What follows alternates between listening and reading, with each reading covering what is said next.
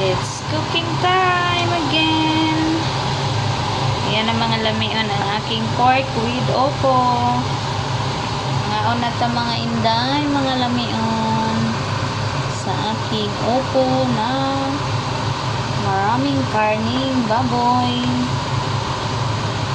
Diba? Makakain na sa Romano nito guys. Kay karni man na baboy.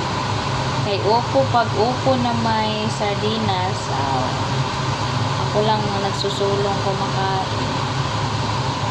Yan na kasi karni na siya ng baboy. Yummy, yummy. Plus rice. Daming rice no. Pangbaon yan guys. Plus mag pork chop. Hindi pa talaga luto. Yan na muna mga inday.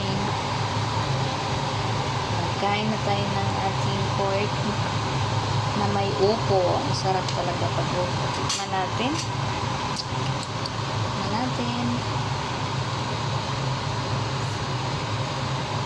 Wow, ka-perfect talaga as in yummy.